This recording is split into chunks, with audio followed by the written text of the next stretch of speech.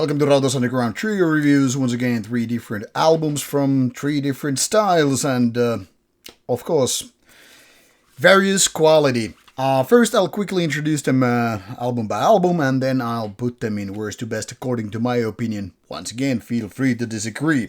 First, we'll go to Italy with Esox, Watery Grave, a self-financed release debut album.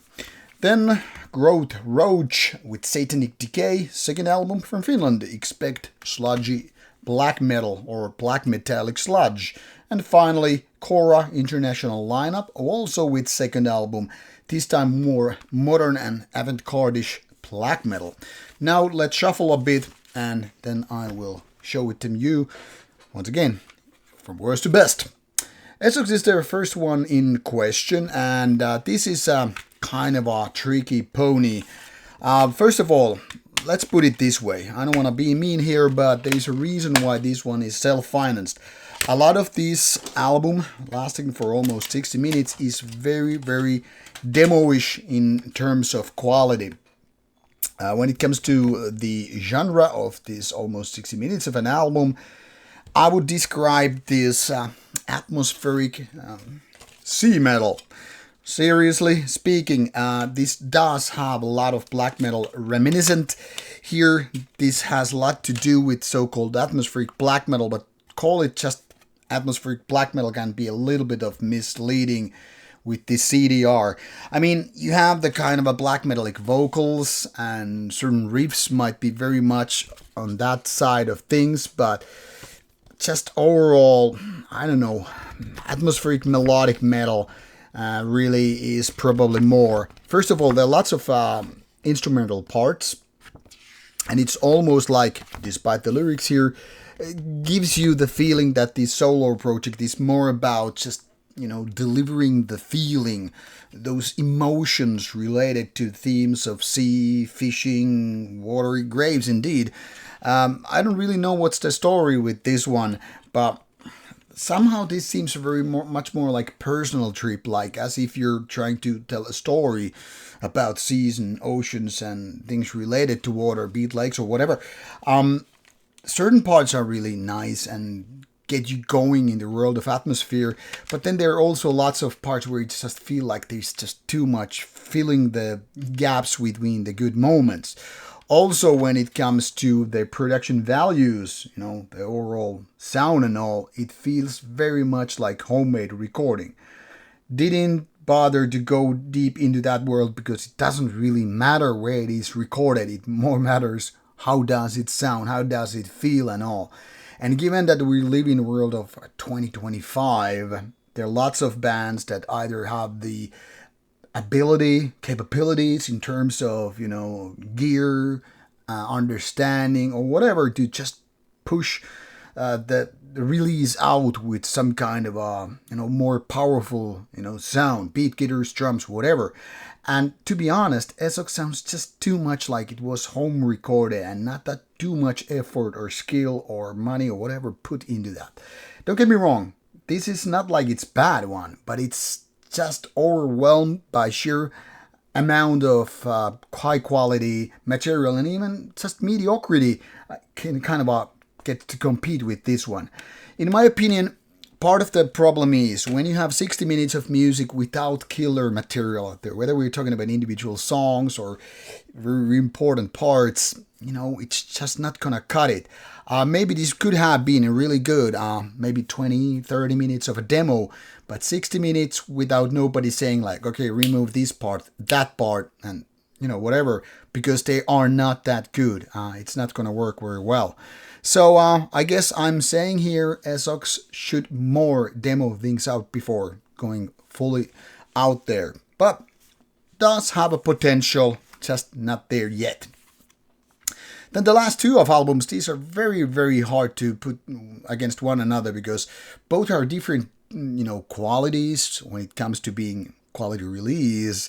And this is more about personal preferences. But since I have to put them in some kind of order, let's put Khôra here first. This is the best sounding album on this pile this time, and when it comes to the production values and the sheer skill, this is clearly the winner of the whole thing here. I mean, if you choose winning based on worst to best and all. But when it comes to songwriting, Khôra's second album is kind of a tough cookie to crack.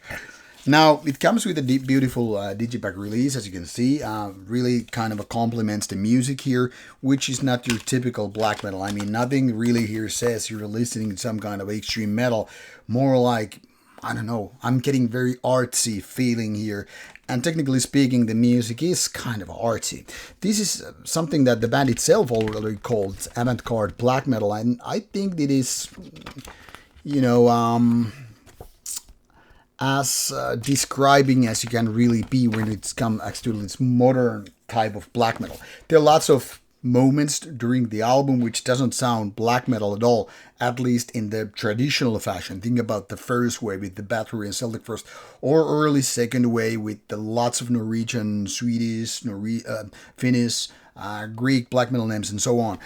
And then I'm thinking, what really makes this black metal to begin with? Yes, surely you have those vocal, the raspy parts, certain riffs, including the blasphemer, which is session member here from Ex Mayhem and all.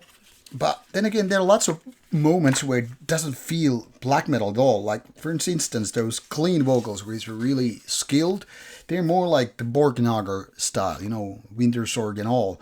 And they're already like going to a whole different direction. So sometimes this is more about the kind of a progressive metal, which is definitely totally something different than your typical black metal one. But suddenly those more avant-garde-ish black metal things come into play and they start their weird dance, the kind of yin-yang thing going on with the whole music. So yeah, there are parts where it gets a fast tempo, kind of a evil and myriad sounding stuff, and then it goes somewhere else, like I said about Borknagar or even some Acteurs in the mix. So depending how broad is your definition of black metal, this might really go into that box. But if we're talking about the, say, old Dark Thrones and Mayhems and Immortals and all those other bands, not to mention the first wave, this really doesn't sound black metal. More like something progressive and avant-garde-ish, atmospheric metal with blackened trimming or so. And as such, I find a little bit kind of out of my comfort zone, if you will. I can totally respect the skill the guys have, and the production is just wonderful. It's powerful, and while it's kind of very clean at some points, it really supports the music. But when it comes to the songwriting, it's too much hit and miss. It's almost like this kind of a person with bipolar orders. At some point you're like, wow, we're totally on the same page. And the other moment you're like, okay, I'm getting the hell out of here. This is getting annoying, obnoxious, and whatever. So unless you're a avant-garde black metal fan, maybe not your cup of tea. And then finally we go to Finland with Goatroach, Satanic Decay.